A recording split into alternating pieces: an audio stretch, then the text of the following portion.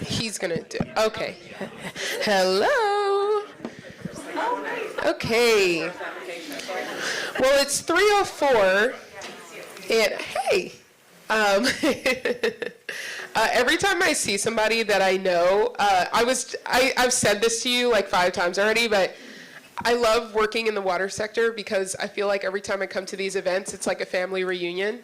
And I just like see people that I haven't seen in a long time, and I'm like, hey, how's it going? Okay, hello, sorry. Hello, everyone. So we're gonna get started. It's 3:05, sorry to keep you waiting.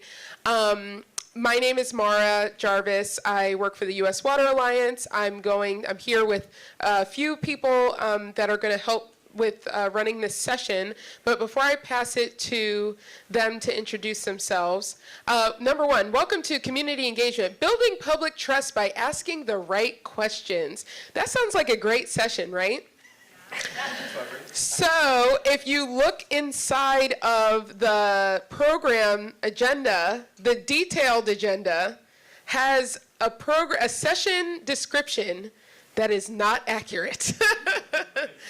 Okay, that is not our description. So I'm actually gonna pull that out right now because I don't want anybody to be in this room and get something that they didn't come here for.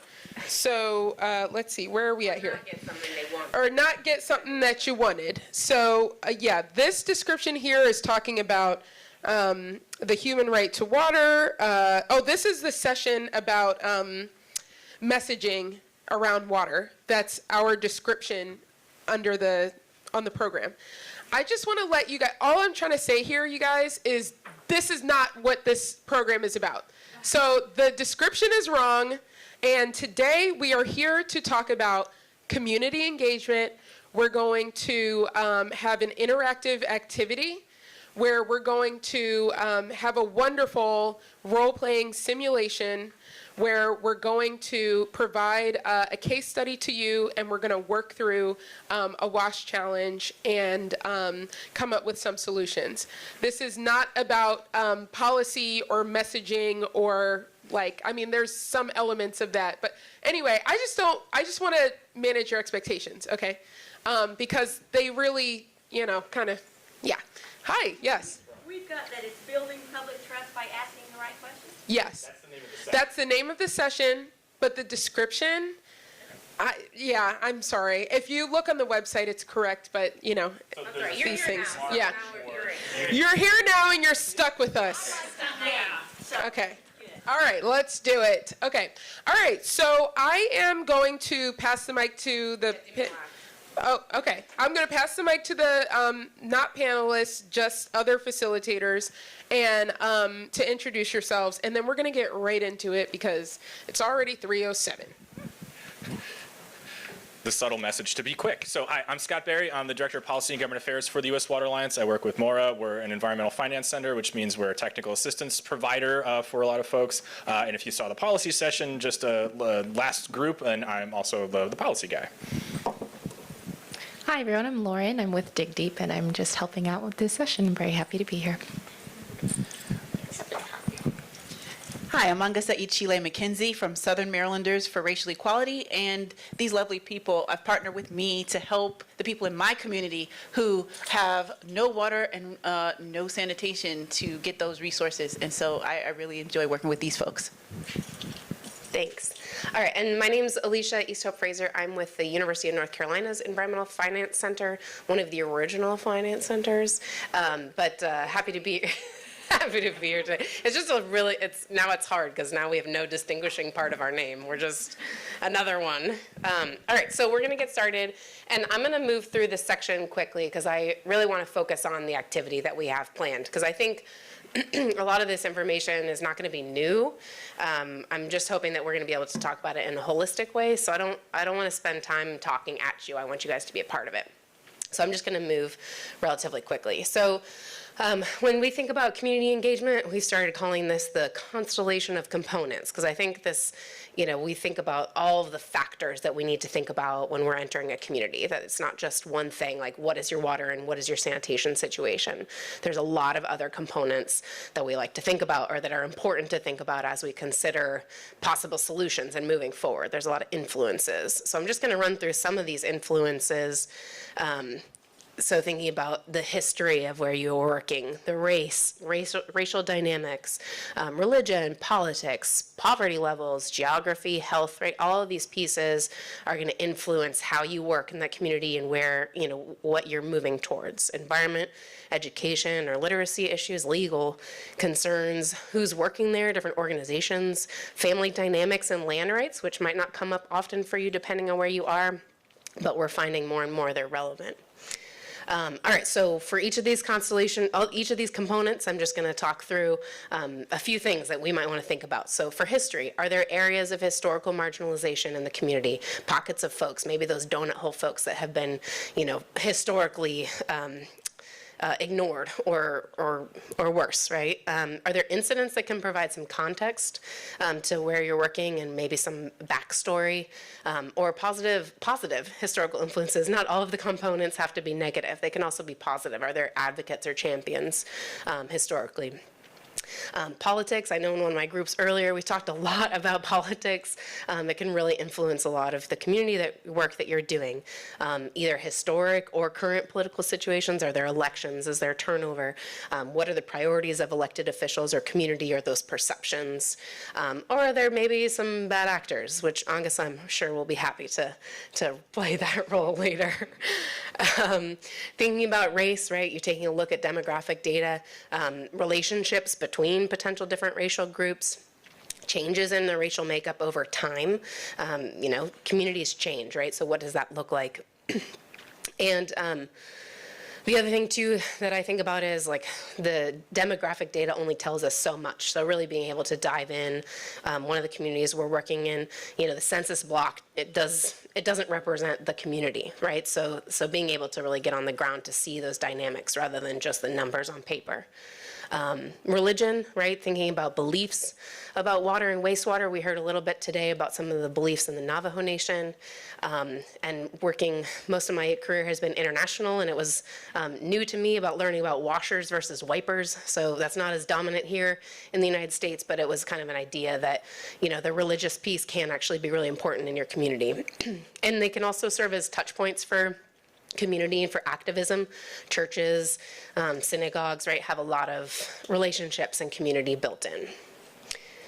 All right, thinking about poverty, disadvantaged areas, that's also not new to us. Most of us are working in this space, both historic and current. Industries, right? Where are people working? How are they getting income? Are people on fixed income? Thinking about other sources of income. Education and literacy, so sometimes it's about the understanding of and concepts. So if you come in and talk to them about a mound septic system versus, a subterranean septic system, are they going to understand some of that? What education needs to go into it? Some of them might be well versed, right? But finding those points to be able to make sure that everything's clear. Or if there are language barriers, right? If there's a community, maybe an immigrant population, or their language barriers. And it just might change how you present your data, how you're leading conversations in those communities. Geography is a big one, especially when you're thinking about water and sanitation or topography, right? What's the spread of folks? How are they, are they close to different places or people? And physical constraints, right, may change that if they're in a mountainous region or if their community is divided by a big water body, right? There's going to be a lot of constraints or, creative ways to move around geography, both internal within the community and external. And then environmental concerns or kind of things coming up, both historical, are there, I've heard quite a bit about PFAS, right, which has some of the historical pieces. Are there other kind of historical contaminants in the area or concerns? Climate impacts, resiliency, we've talked a lot about that today as well. Sensitive species, habitats, right, there's a lot around environment that obviously goes hand in hand with some of the water and sanitation pieces. I swear I'm almost done. Okay, land rights, property ownership. This is something that my team's getting really familiar with, but who owns the land? And obviously on the tribal side too, there's a lot of tension around land rights and historical challenges and or current contentious situations can really impact your community. And then health, right? Common ailments, are there genetic things that are within the community, and it's a tight-knit community, so maybe we're seeing prevalence of those within the community, or environmental pieces, right? Going back to that contamination, are there, is there air pollution that's causing certain things, or water contamination, and other ways that you might be able to support, right? Maybe it's a touch piece that, diabetes is really prevalent. Maybe we can bring in a partnership with the health group so that we can start bringing folks in to talk about other things, but using that as that touch point. So kind of being aware of some of those situations can make a difference. Okay, organizations, that one's quick. Who's there, right? Who's playing roles? What roles are they playing? Family dynamics. If you're in a small community, this can really make a difference, right? Are there any family feuds, positive family dynamics? Is there, any family that's particularly active, or prominent families? So thinking about some of those things, especially in the smaller communities. Okay, other legal concerns, immigration status, right? If you've got undocumented folks, thinking about child protective services and kind of the ability to condemn or take away children, and then tribal rights has also come up today. And then I'm going to open it up to you guys. Is there a category that we're missing, or any other pieces that you can think of that we're missing when you think about a community? And when you first go into a community, things you might think about. Yeah. One of the things I thought of was capacity. Yeah. And sometimes I retired from the USDA Rural Development Agency. And so sometimes it was hard for us to do loans or grants because there wasn't somebody in charge. Yeah. It wasn't an organized community enough to Yeah. ownership for Yeah. that particular funding. Yeah, that's great. The governing structure, what that looks like, if there is one, right? You might be in an unincorporated community, right? And is there enough oomph there to get things moving without that? Yeah, that's great. Okay, all right. Like I said, I was going to move through these really quickly. Oh, and I did take some notes, but I've forgotten to get them out now. Okay, so I'm going to just throw up a couple of case studies, and some of you guys actually might be more familiar with these case studies than me. I'm not an expert. This is pulling data from a report from Dig Deep and Water Alliance. I imagine some of you guys have worked in these communities. It was a qualitative research done by Michigan State University, so wanting to give credit due where it's due. And the reason I'm going to pull these up is just to start talking about, in this community, what were some of those components from that constellation that affected, water and sanitation access in this community. So in Tulare County, California, right, you've got orchard farming community with runoff concerns. It's very rural, right, thinking about the geography. Low income, we're talking pretty low income, 10 to 20,000 median household income per year. Dominantly Latino, right, 64% Latino. I imagine some of those folks are undocumented. Politics, an unincorporated community, right, in a county land, environmental concerns, drought, and also extreme rainfall. I'm from California, I've seen both, right, and it's hard to manage that sometimes. Organizations, right, they had a grassroots environmental justice organization, which was a big advocate for the community, but they also have the undocumented population, which proves to have some legal concerns when you're engaging with folks. There's often a fear based on kind of who's there and who might be reporting. So this is just an example, and in this case, I think one of the drivers that they were trying to highlight with this case study is the need for more intentional funding for some of these communities, both state and federal. And I think that there was a bill passed in California for some figure. I'd have to look up the number, but that was specifically directed at these types of communities.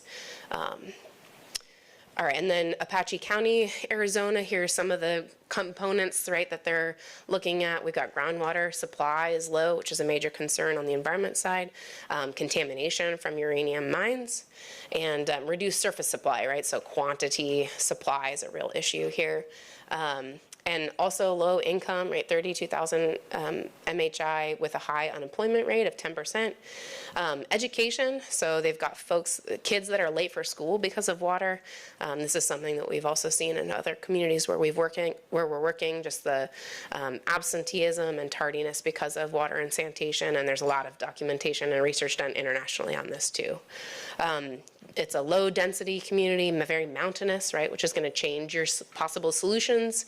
And then health-wise, they've got a large elderly population that a lot of them are homebound, and they've got less nutritional water or less nutritional food because of lack of water, fewer vegetables and that sort of thing. And I suspect they're probably in a food desert as well.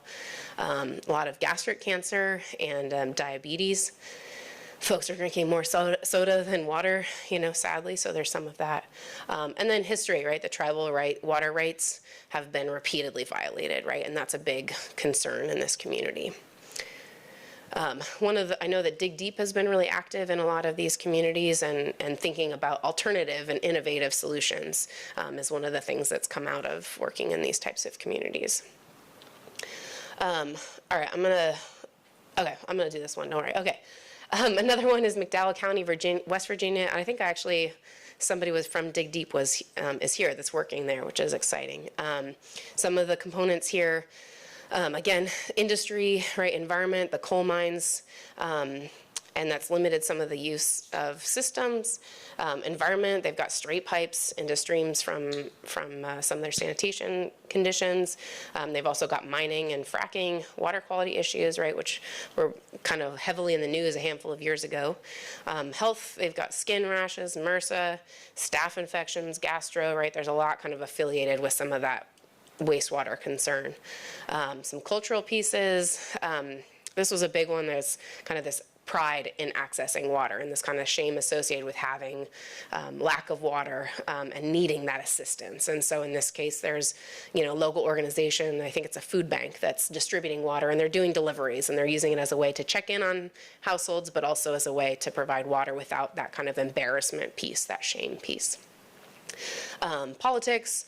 Limited tax base, and so their town is dwindling, right? Their community is dwindling, so how do you kind of manage that? Geography, remote, mountainous, right? We've seen that before. Population decrease, which I mentioned, and also low income. So just, there's lots of different components. I think, was it Daryl earlier today at the plenary said, when you know one tribe, you know one tribe, right? It's that, like, when you go into a community, like, you got to learn about these different pieces because every community is a little bit different. This is a county where we're working with our team. We've got a few of us here. And some of the components that we're dealing with in this community, we've got a lot around politics. Some kind of intentional sabotage is the kind of the perception. So kind of dealing with some bad actors and how do we work with the community and buffer them so that we can kind of manage those relationships. Racial dynamics, it's a historically black community, descendants of slaves, but you also have these interspersed wealthy homeowners that have come in and purchased land in the middle of this. So the dynamic is interesting. Land rights, this is the first time I've really worked with land rights, but we've got a lot of heirs property, which if you're not familiar with that is kind of the handing down of land from generation to generation, but without clear tracking.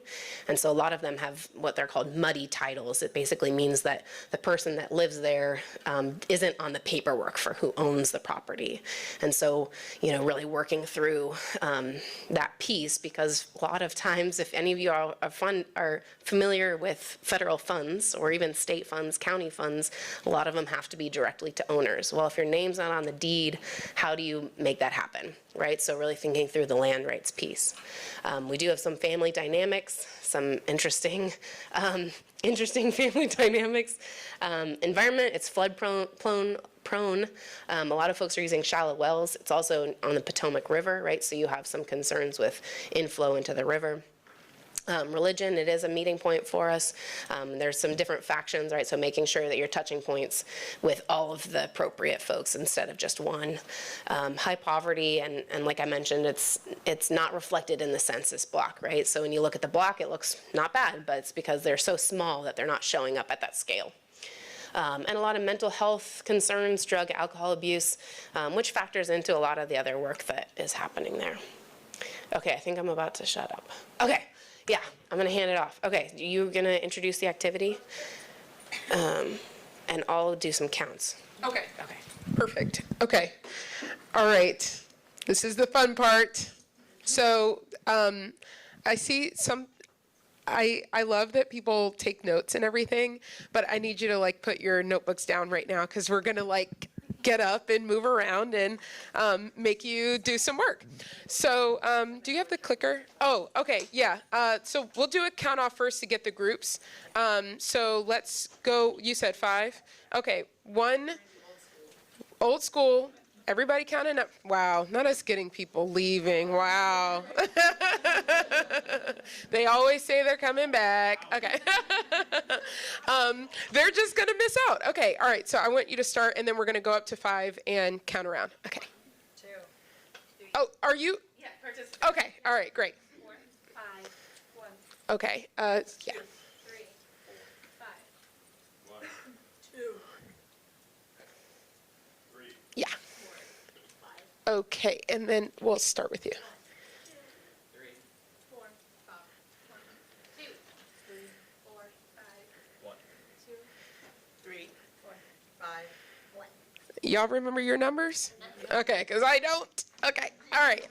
So let's then get 1s over here, 2s there, 3 in this back corner, 4 here, and then I'm going to manufacture a spot for the 5s. Oh, let's do 5s like up in this area here. It's 1, 2, 3, 4. So 2s will go in that back corner there. Yes. I think we have a 2 who just came in the back. Oh, okay. If you don't have a group, then just, I think we should have an even-ish number. Okay, 4 is over here. Let's make sure that we have we have good, how many are in here? 6 people? 7? How do we have a group with 7 people? We're 1. Oh, okay. All right, great. Are we good over there? Yeah. Just want to make sure we don't have to redistribute. All right, and then here. The 5s are 5. Okay, are you in a 5 as well?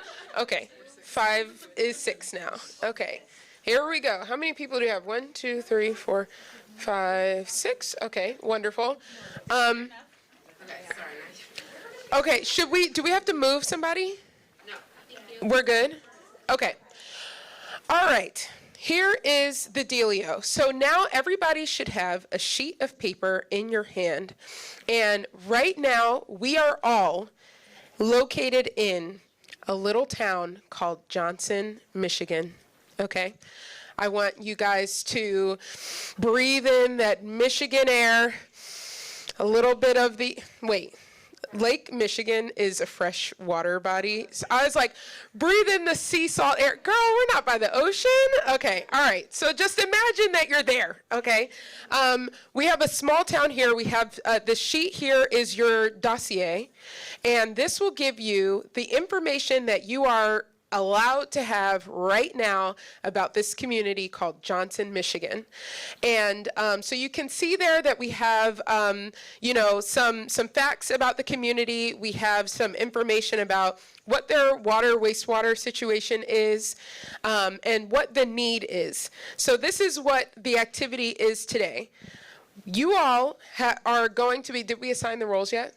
Okay. In just a couple minutes, you all are going to be assigned a role. So you're going to be facilitating a public engagement process in order to come up with some sort of solution for the wastewater problem that we have identified on that sheet there. So some of you will be engineers, some of you will be technical assistance providers, some of you will be, policy folks, and so you're all going to work together as a team to come up with a plan to address some of the needs that are outlined on that sheet there, and that's your role. Now, for us up here, the facilitators, We are no longer, here for the U.S. WASH convening. We are, community members of Johnson, Michigan, and you're going to be able to ask us questions. You're going to engage us in a community engagement process, okay? And so you'll have the opportunity to ask each of us some questions that are part of that constellation that we discussed so that you can have a community-informed plan that then you'll present to us at the end of the session, okay? So do you want to, let's get the, there it is. Okay. So these are some of the things that you want to be thinking about. And we're going to start passing the roles out. So if everyone would just take a slip, they each have a different role on there. And I want you guys, seriously, this is going to be a Broadway production. Okay. I want y'all to take this so seriously because I'm going to take my role seriously. And it's no fun when one person is more serious than everybody else, okay? So I want to give everybody an opportunity to ask any questions, but I hope that the activity is clear.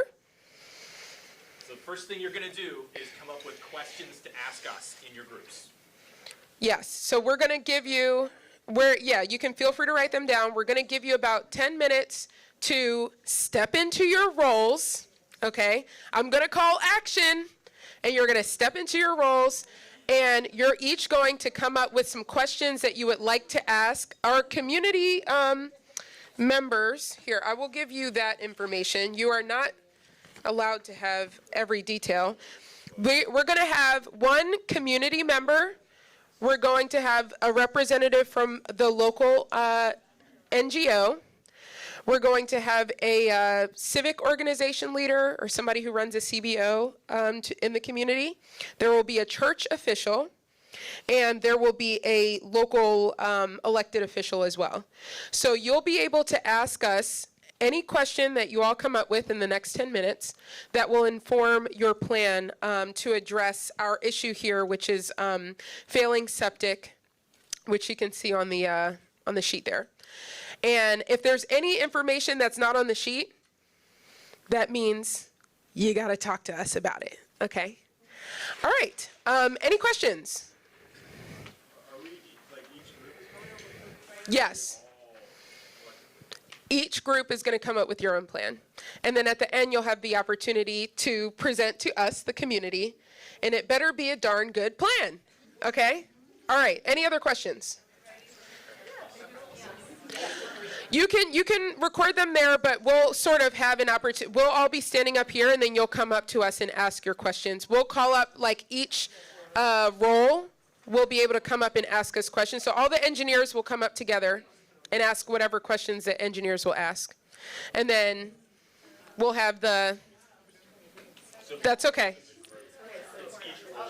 Each role will come up and ask us questions. Okay. All right. Action. Thank you. Think about different things. But it gives them a chance to like talk about how each role works.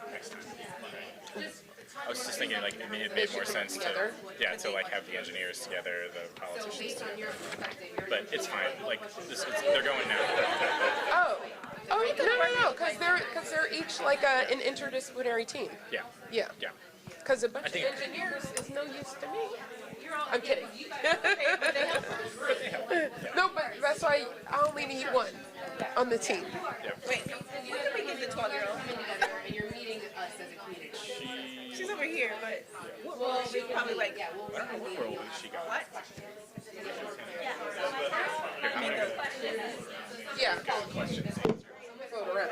Yeah, you can write down. Okay. How can I be helpful? You can sit until we start. Well, yeah, we'll just have some assistance for where you are. Yeah.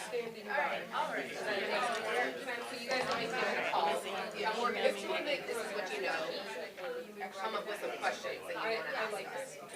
Okay. This way. Yeah, Richard. State regulator. State funding agency.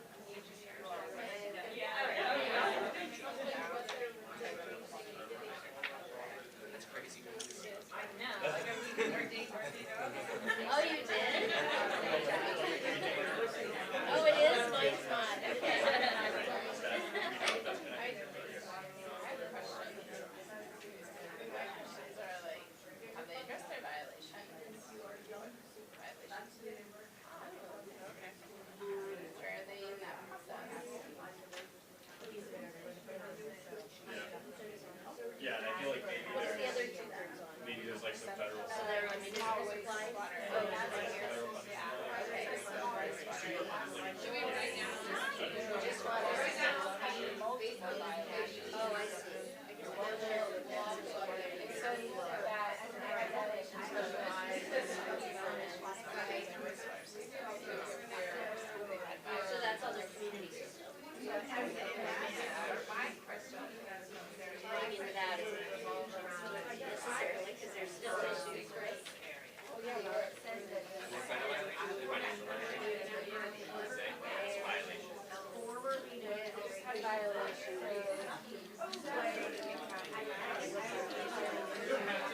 State and know that Johnson unsuccessfully applied for funding by.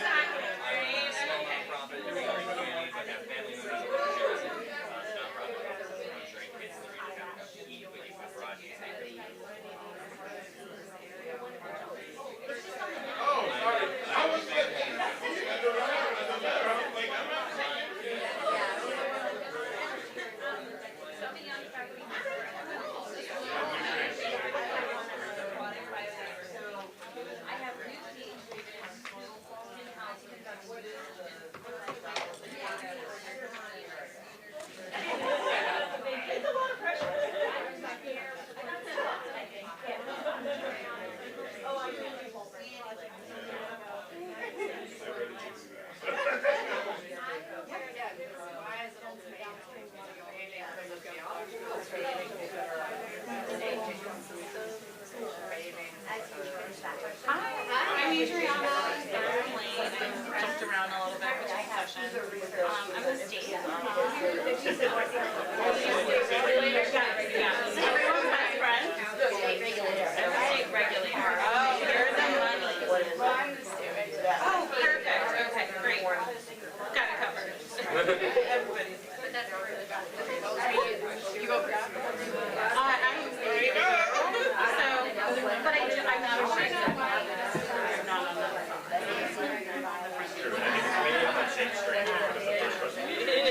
Right, like. Some council somewhere, or like, where, who else is like, making decisions that you're like, what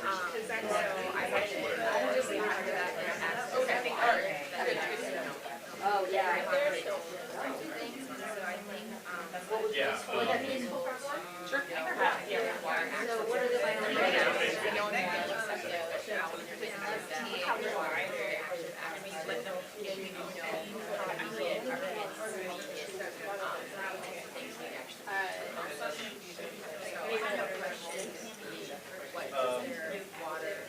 yeah, like who are they? I guess that's part of like, what are their roles, right? But then maybe it's like a... Yeah, that's fair. Had violations previously. what is that? Oh, but what are their priorities, right?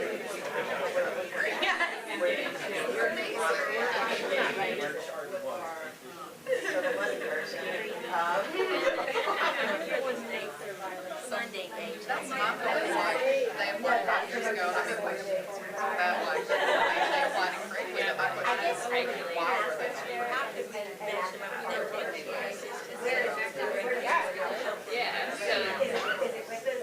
Does unsuccessful mean that they put out correctly, or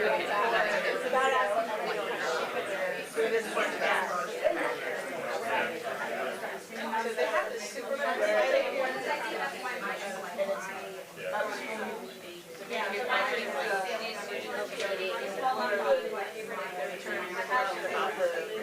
The violations. I don't know if it's necessarily on the regulator side, but they have like the economic development plan. Wait, sorry, what's the Community Are they having growing, small shrinking. system to treat for contaminants related to the so could there be like circle dollars or other dollars utilized to reduce I guess I would like to know your health. Because that's the key. So we don't even have. I guess like where's their tax base coming from? Like where can they go on with how small water there already. Yeah, but just remember, we're having to address environment. That's not tax, it was counties.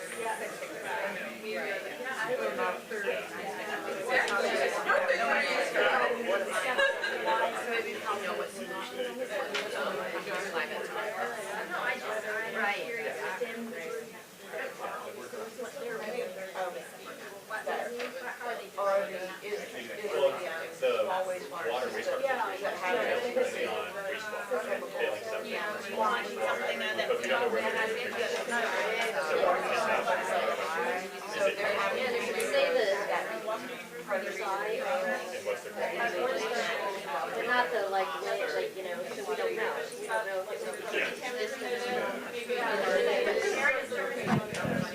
We don't know if we don't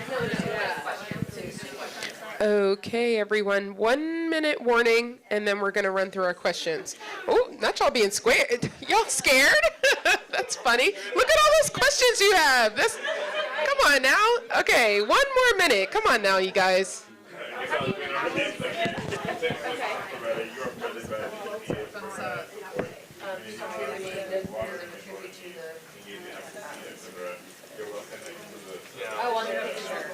All right, you ready as a community member? And remember that if you don't know, yeah, because it's very.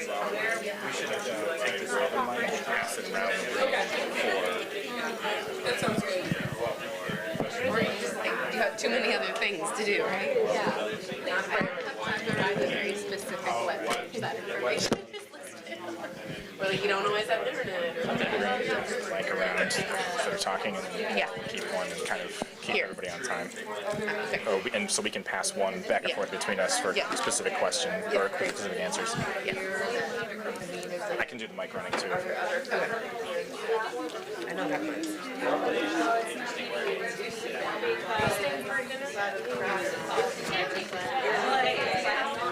We're going to miss you.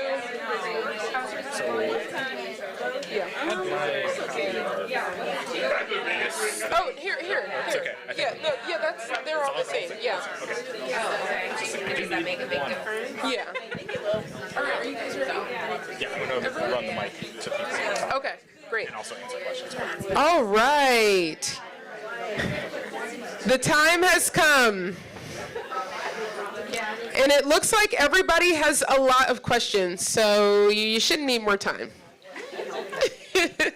Okay, all right. If I can have everyone's attention, if I'm the director, I'm yelling, cut.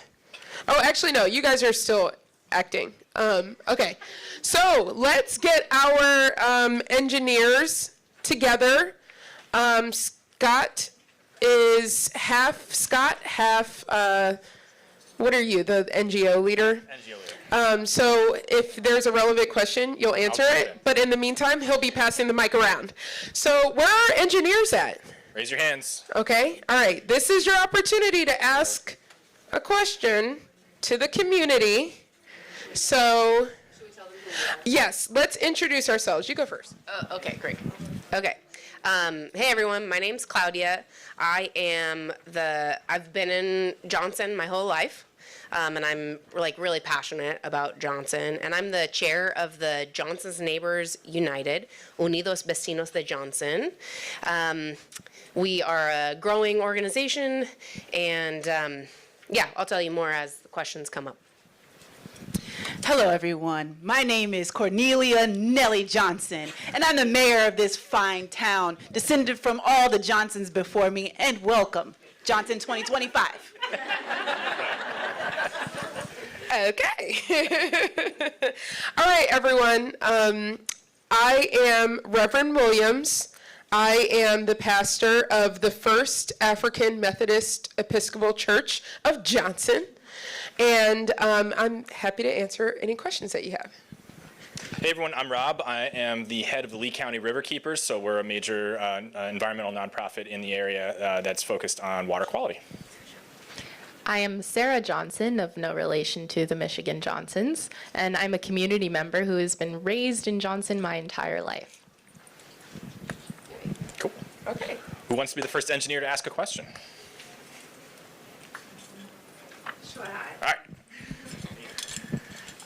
So this would be for Mayor Johnson. As the engineer, Mayor Johnson, when I look at this map, it appears this green area is the current area serviced by the existing utility. Is that correct? Yes. Do we have a map that explains where the other sort of major households are located throughout Johnson? You know, that in proximity to the utility area? Well, people are spread out here. So sometimes we have family clans who are kind of tucked away in different places that the GIS is not going to find. But we welcome any organization that wants to come in and do the work, to come and, you know, drive along with us. I mean, we're very short-staffed, but we might be able to make something happen. And then, sorry, one follow-up question. So this utility, it just does wastewater. The question is, do they do water as well? Like, where's the water supply for this community or this town? Well, they have a water supply. Is it linked to the wastewater utility, or are they completely separate? It is a small wastewater supply, but yes, it is linked to the same households that have the septic. They have the water. Any other engineers? Over here. And I'm really not sure who to direct this at, whoever has the longest history in the community, I guess. What is the history of why 1/3 of the households are not on the septic, or I'm sorry, not on the sewer system, and like, are they separate, back, you know, rural areas that are not contiguous to the city population, or like, what's the history there?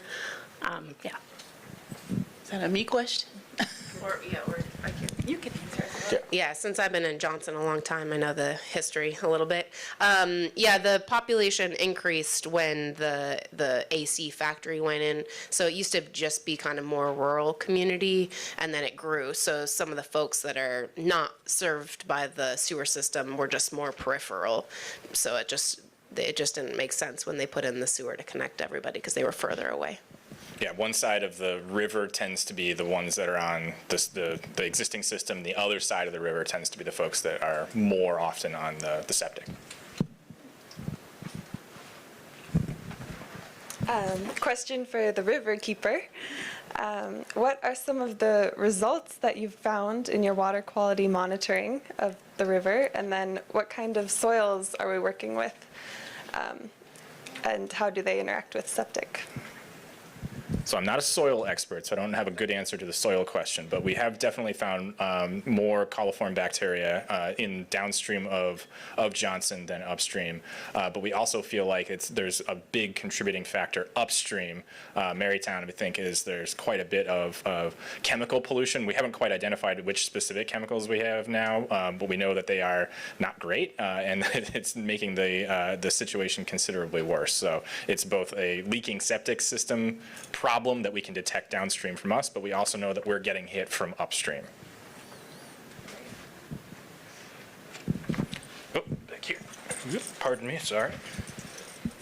Does this is for, I guess, well, I'm not sure who, maybe the mayor or the river keeper, but the small septic water system that is currently supporting the households on one side of the river, is there capacity to bring on the households on the other side of the river?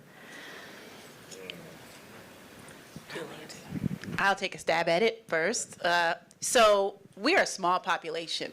So we have very limited a tax base here. If you can see on your handout, our median income is what, 38.5. So we have a limited budget with which to expand. And even the people that are coming here are not coming with, you know, huge sums of money, huge incomes. So I welcome any and everyone who would like to donate. I'm willing to work with CBOs, but that's all I have. And is your pump station still in good working order? Not even a little. That's definitely one of the contributing factors, is our infrastructure is aging and leaking. Oh, back here. This is for the mayor or anyone else who has some knowledge on this. How long has this issue been persisting, the failing septic systems? And has there been any efforts from engineers, TA providers, et cetera, to address it? And were there any learnings? Worked or didn't work?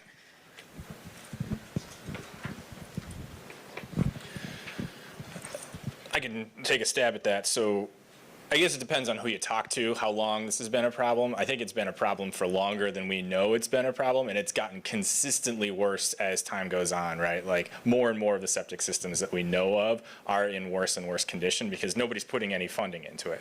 And so they just keep getting worse. So there's not even a Band-Aid that we've put on the problem, right? I would say, you know, the detections that we've had of downstream bacteria that would indicate leaking, and we've only really just seen that in the last 5 years, but that's really just, it's gotten bad enough to just be seeping into the river.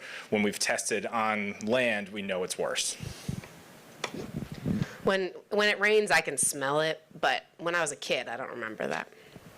Move on from engineers, Yeah. maybe? Last engineer question. That just raised a question. How do you know that the problem is from the failing septic systems and not from the city sewer system that you've said is also a problem? The levels we've tested on land near the septic tanks in the parts of town with septic are worse, but we've detected it on both sides of the river. It's a problem on both, but we think it's worse on the septic side. That's just where we've had the capacity and the funding to do testing so far. It could very well be worse. We don't know. Okay. Let's move on to, let's do TA providers. Ooh. TA provider? All right, we got one. All right. Well, based on what you just stated, I have a question. Have you all had any type of assessment to see what, like an engineer come in to see what you might need to put in as far as a new pump system or a way of being able to elevate your septic system? Because we kind of need to know that moving forward. Well, we have an estimate that an engineering review would cost us $10,000. And we don't have the funding for that right now. So, you know, we are open to it, and I'm looking forward to partnering with anybody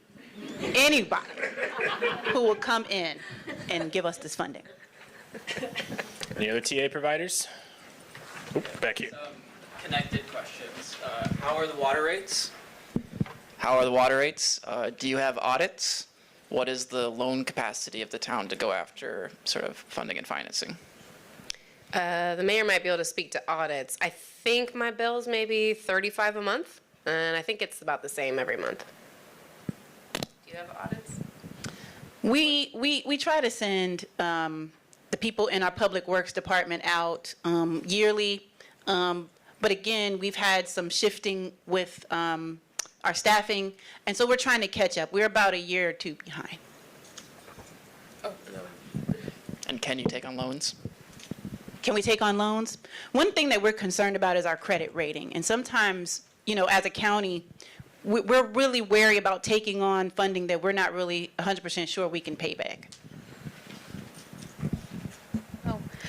Have you ever tried working with any TA providers in the past? And curious if there are other things you know you don't know that you need to know to move I would defer ahead to the Riverkeeper. So we've gone after grants from the federal government in the past, none of which have been successful. Tried to see if we could partner with the town for a loan. They weren't capable of, or they didn't have the capacity to get a loan from like the state SRF program or anything like that. So we've kept our eyes open for grants, but my shop's real small. We don't have the capacity to just be the grant writing arm of our small town.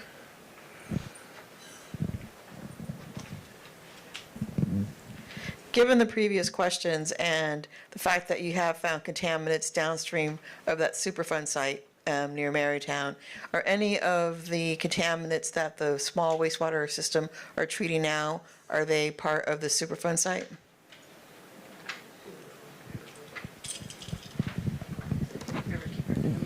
I was gonna say, that's probably me too. So as far as I know, because I don't work for the water treatment system, they're not treating for any of the things that we're detecting that are coming from upstream. I don't know if that's political malfeasance on the community side or incompetence at the utility side. I just know it ain't happening and it's poisoning people.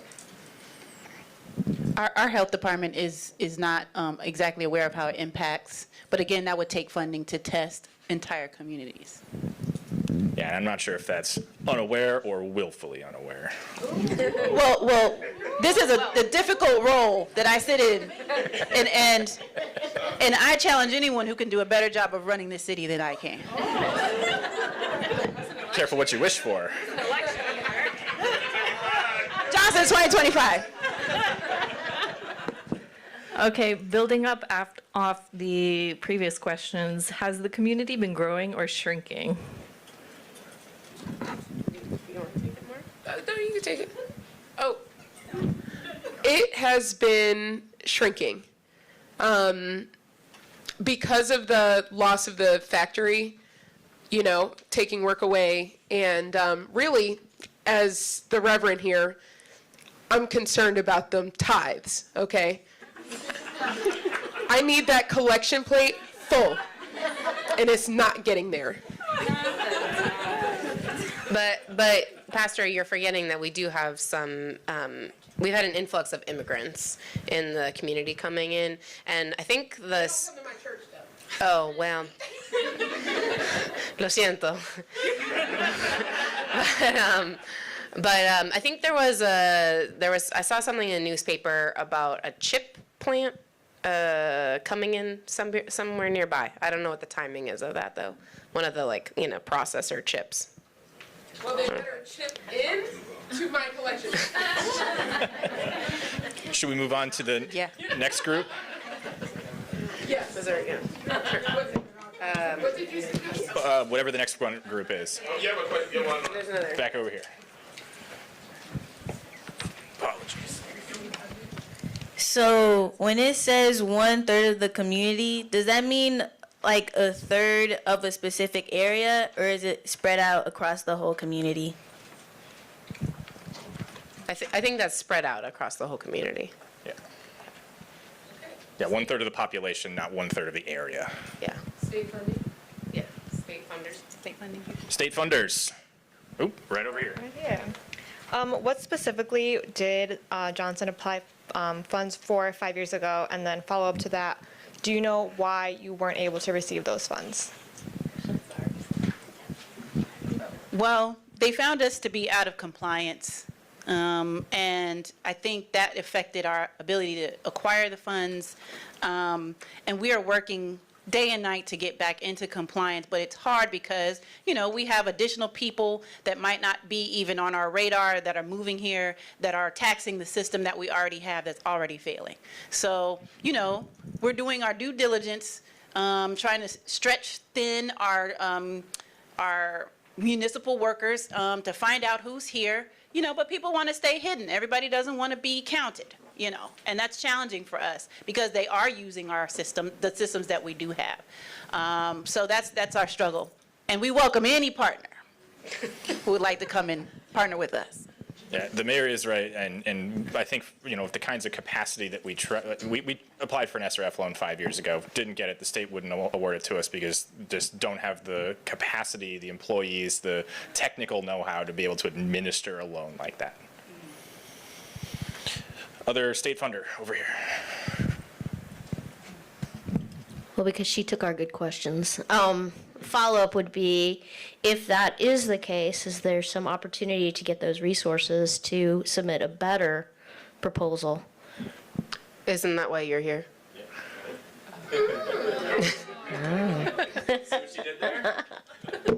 I'm out.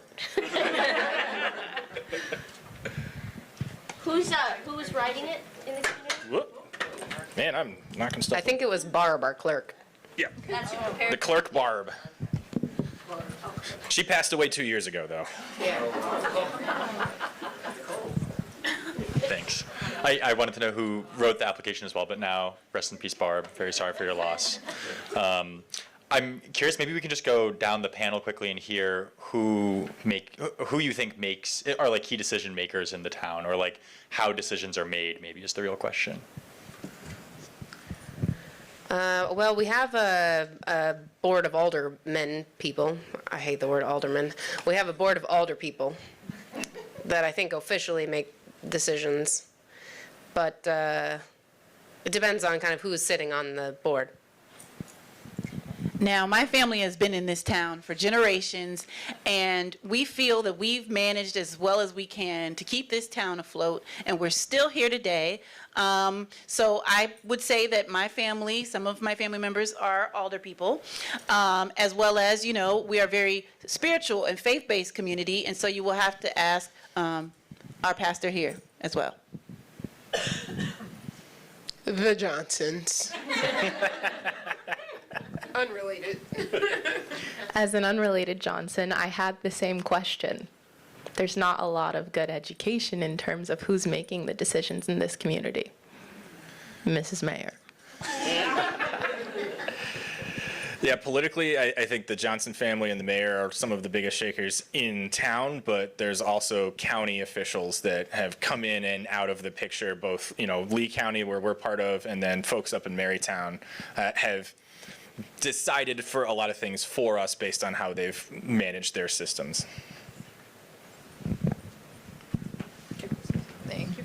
I just wanted to add, if you're having a problem with your septic, stand up and be counted and come to the town hall meetings, and I guarantee we'll listen to you, we'll hear you out. And if you're not counted, I mean, you know, people like to think that my family just bogarts our way in, but really, if there were other families that wanted to come up and lead, just step up. Why not? Just step up. All right, some of our questions already got answered, but we wanted to know, has the city approached RCAP for assistance? Who's RCAP? RCAP. What's the Rural Community Assistance Program? There we go. Never heard of her. Absolutely no shade to any RCAP folks. Yeah, no, RCAP's great. We actually do know who you are. You're very good. This is role playing. Should we go for the academics? Yeah, let's switch to academics. Academics. Oh, over here. Would you mind handing that to her? Thank you. We briefly discussed with the engineers, but have you identified, and this is to anybody on the in the community, have you identified the specific chemicals or toxins or pollutants that are actively polluting the river? And have you confirmed that that was the reason that this is no longer a great fishing spot? No, I mean, I think the mayor mentioned that we got the engineering quote for $10,000. We haven't had a chance, like, we can't find that money, so we haven't done that study, no. Yeah, at this point, all we can say is we know something is killing the fish, and we've been able to at least identify downstream from us the coliform bacteria. So we think that that's part of it, but we also know some of it's coming from upstream. Interesting. Yeah, we're pretty sure it's from the Superfund site. We haven't been able to afford the engineering quotes or the testing that would pinpoint a specific chemical or set of chemicals and a specific source.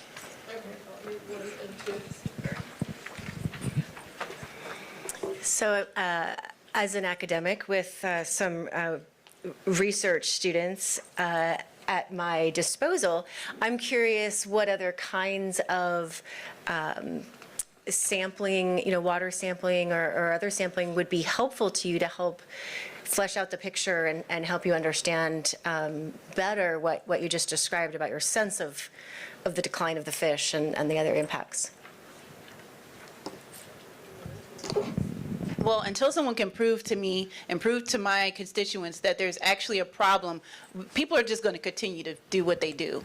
And you're not going to be able to come in and take the livelihood. And we don't necessarily, no offense, want, a bunch of brainiacs coming in here and telling us, your fish are bad when people have to survive. And I'm going to let the people of Johnson decide what's safe and not safe. Well, and the folks over at Maryton we don't really like working with them. So maybe some understanding of like them versus us. Yeah, we definitely see them as part of the problem, not part of the solution. But if you're offering an army of grad students, I could think of 10 things for grad students to do today, so. Other academics? Oh, sorry, was there one over here first? They would take a shot. Yeah. Good afternoon. My name is Cindy Howe, and I have some students that we have that can conduct research. And it sounds like you're open to, bringing in whoever from other organization to help you try to get some things done here in your community. I was wondering if you would be open to that, and also thinking about the young people, the younger generation. I think that'd be really good for them to know because, again, they're our future. And how do we use our young people? Well, I'm a parent. In fact, wave to the crowd, honey. Wave, wave. And as a mother, I understand everything you're saying. However, I do want to monitor people coming into our community because we are a very close-knit community. And, people get a little nervous when they see new people coming in and poking around and digging in their water, digging in their soil.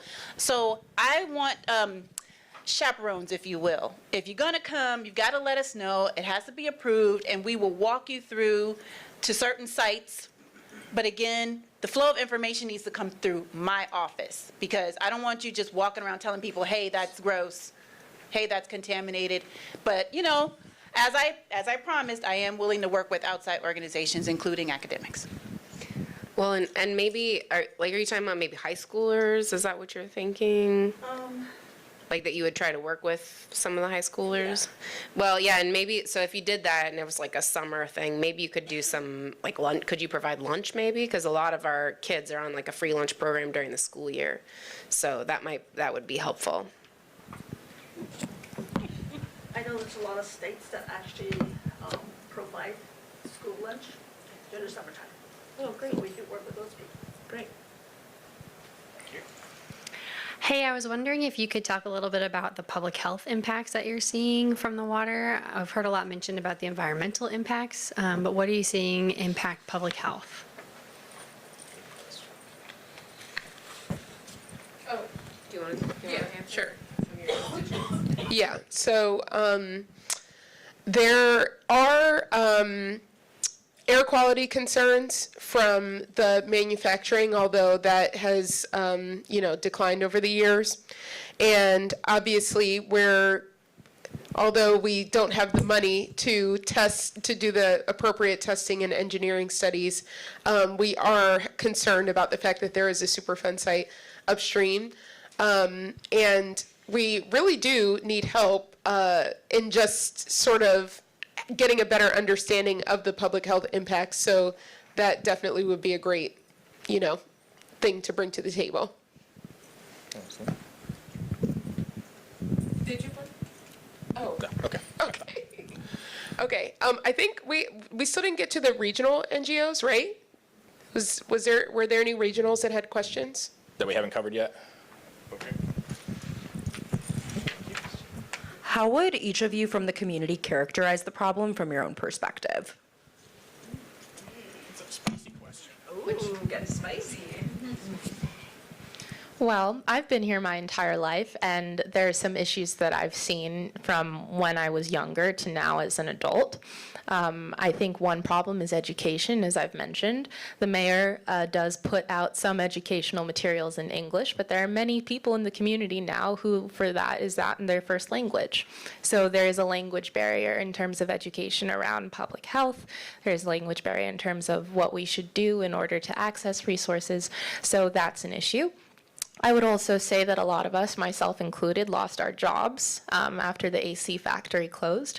I now have to drive Uber in order to make ends meet and sort of make money that way, which makes it very difficult to attend town hall meetings, which the mayor is very conveniently scheduled for 1 p.m. on Tuesdays.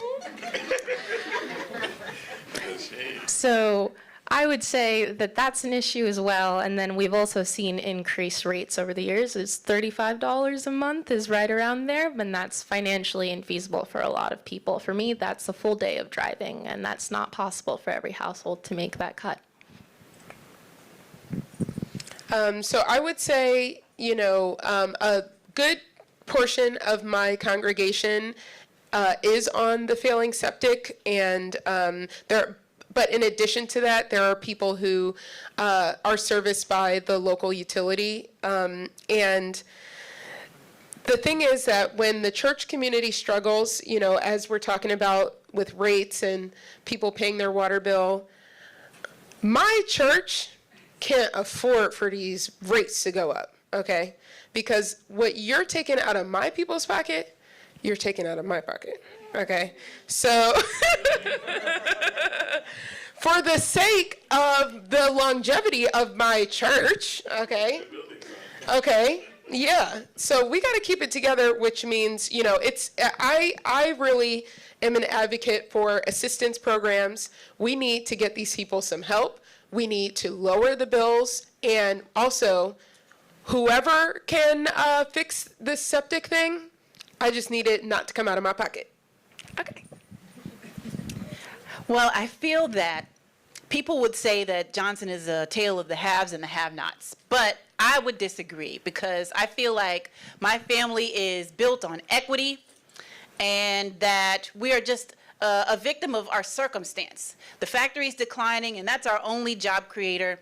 We're losing population, but then we're gaining some population that doesn't want to contribute. And I know $35 is a large amount of money for some people. But what I challenge you to do is come up with a better solution. You all can't put the final nail in our coffin by taking our fishing industry away, by spreading all this information about how bad it is. So unless you're going to come in here and fix the water, you know, my ears are closed. Okay? And my office door is open outside of 1 p.m. And scheduled with my secretary. You have a secretary? It's my grandma. That's where the money's going. Well, you want participation, maybe you should put something in Spanish. Casi la mitad de la población no entiende lo que está diciendo. Se habla español. Okay, but I mean, seriously though, I think that we're excluding a big part of the population, and I think not bringing them into the conversation is what's preventing the community from moving forward with possible solutions. And from my perspective, I moved here after college to raise my family, but my perspective, people just don't care.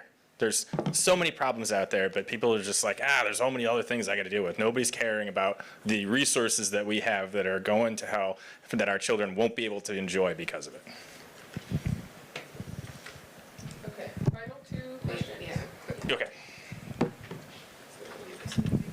Awesome, thank you.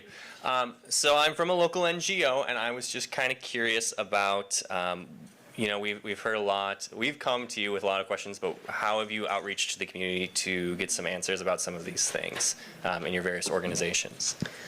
We hold a community engagement event about once every 2 months. I don't know if it reaches everybody, but our group of folks, you know, attend every other month. I had a town hall in 2021, the year I was elected. Church every Sunday, I hear what these people have to say, okay? So that's that on that. I hear about most of these meetings after they happen, but the ones I know about in advance, it's very difficult to join them in person or virtually because I don't have consistent internet connection. And we cover all of Lee County, so we've got too many obligations to come to every community meeting. So over here. You may think that people don't care, but I have a lot of family members in this community, and I'm not from this community, but they are afraid to come to your meetings because of their jobs. Okay, literally last question. Do you want to respond first? Or? No. Okay. We're a local NGO. We're focused on nutrition and our childhood population.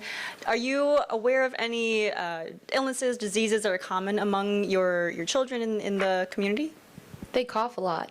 It's probably the air.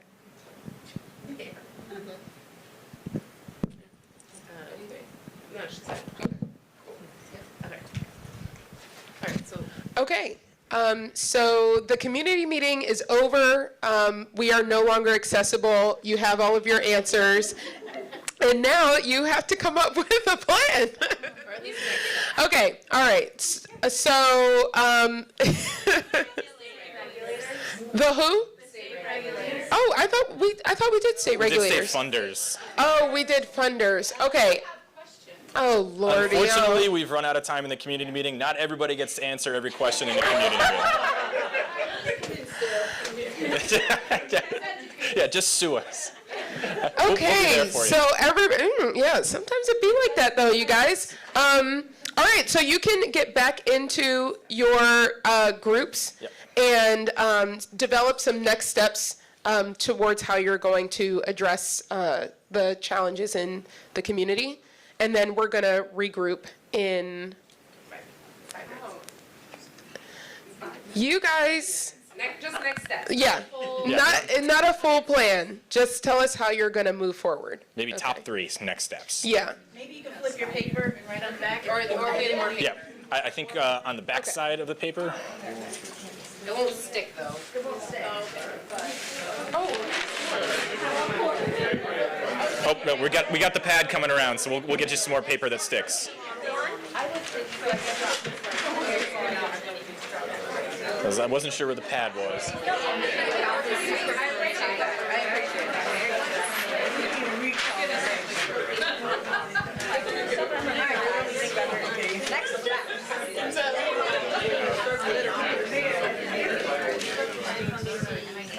Well,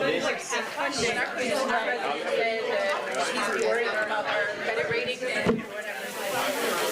told me in here that at the state Department of Housing meeting. Repeating things I've heard. And you're far more informed than I was expecting. Yeah. That's great.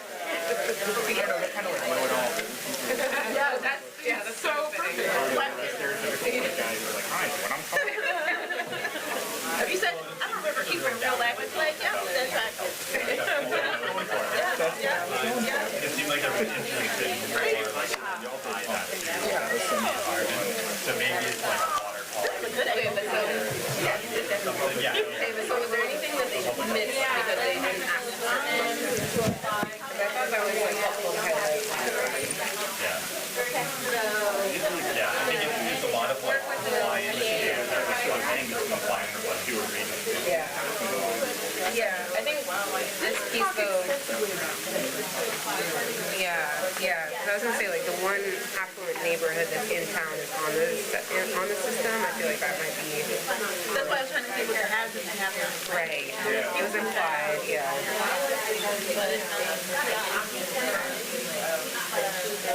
But there's also one income folks in that area, right? On the system, the centralized system. What about it? I think I'm on the centralized system and I'm low income, right? So it's like a mix. It's right. It's a mix. It's a mix. But the one, the affluent neighborhood is on this system. I think the nuance. But We didn't talk about like stormwater, flooding, like that. oh yeah. Well, no one asked about it. Yeah, that's what I'm trying to highlight. Like where were there missed opportunities? You said that you could smell it when it rains, right? Somebody said that? Yeah. Okay. So yeah. It's former ESL people. Let me tell you. I'm so glad. Do you actually speak Spanish? Yeah. Wow. ¿Tú de español? Ahora necesito aprender. Me? Well, because your future husband doesn't need to be a Spanish teacher. I know enough to get around. When you get married? I wish people would stop asking me that. And asking I can't propose myself. You can propose to him though. No. That would never happen. It's a matter of dropping increasingly passive-aggressive stickiness. We're past that. Oh. It's been 9 years. I asked my husband, I was like, so do you want me to propose? Because if not, I'm going to start sending out wedding invites. Okay. It's cocktail. You gotta decide. He's definitely heard it from him. Or the other thing, we just just start Googling on his phone, like engagement rings and stuff, because then all the ads start popping up. The algorithm has been set. I've gotten it covered. It's just Proposed to Maura on his calendar. Oh, was I supposed to calendar invite? I love that.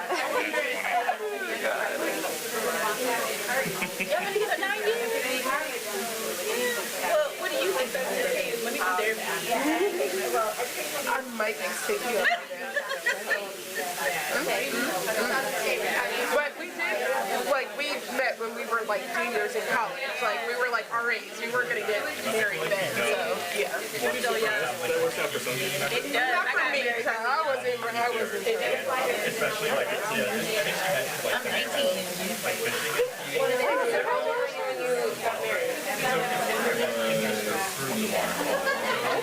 23. I don't like that. Oh my god. Wow. Oh, you guys high school sweethearts? Are you guys high school sweethearts? Oh, that's so sweet. This is why I tell, because I was married too. 101, we just had next week for maiden names bake and a lot on stories. I was an RA and I told all the freshmen, I was like, just dump your boyfriends or girlfriends, like start new. So, like, this is your chance. Yeah. Start new. For that reason. But, okay, should we give them like a 1 minute? Yeah. 1 minute warning. Polish up those next steps. You will be presenting them. And they better be good.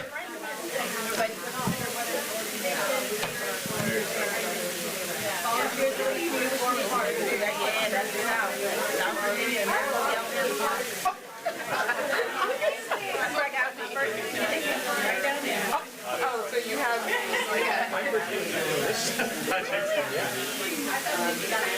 my child in college.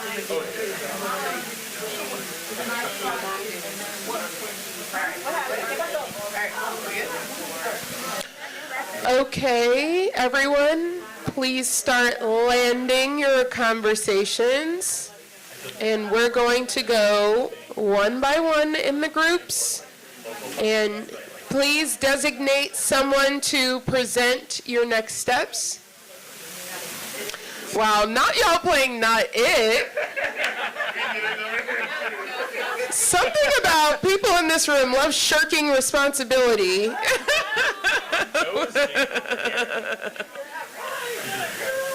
Okay, all right, are we ready? Okay. I saw a couple people leave the room. People love to leave. Okay, all right, so let's start. Group number 1 was over here, right? Okay, let's just go in order. Thank you. So we have a few ideas, but the first that we were thinking was maybe start making a steering committee with some representation of all of the community members. And then we would want to apply for some funds to do some water quality testing, test for pollutants and public health. And so we would host initially after those results an outreach community events, provide some education on our results, identify priorities from all of the stakeholders, and then we would go back and apply for some funds to prepare a preliminary engineering report, and try to consider some options for wastewater systems. We would then go back and host another community outreach meeting and provide some more education on what we found out, the results of the PER. We would make sure it's multilingual and well-timed, and we would then consider maybe some options for some workforce development, maybe some open trade schooling for those people who are interested. That's our plan. Oh, okay, give it up. Yeah.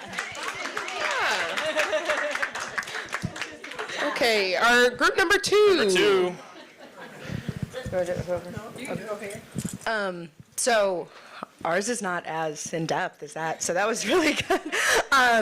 So one of the first things that we want to do is test the water sources. So we want to work with the university and get maybe an MOU going between the community and the university so that we can get members of the community involved in the testing of the sources as well. And then we also want to ensure that we have holistic testing of water sources, including the tap, the river, and the soil, just making sure that all of it is, identifying in a whole approach. The other thing that we know, the mayor is very big on ensuring that the channels of communication go through her. So with your with your approval and support, we would like to translate your already existing communications to Spanish to accommodate other members in the community. And then the other things we had on here is we would like to get a tour of the plant.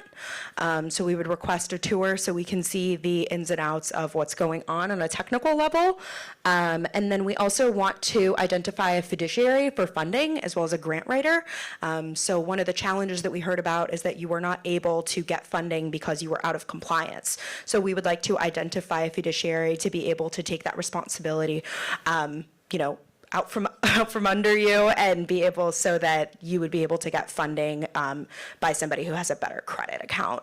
And then I guess we have two more. So one of them is doing a cost benefit analysis on connecting to the existing utility and upgrading the system, as well as, upgrading the infrastructure and finding out which one is more cost effective for the community. And then finally, we really want to work on the dynamic that exists within all parts of the community through leveraging existing community members, as well as, identifying from you and the mayor and the Johnson family different next steps.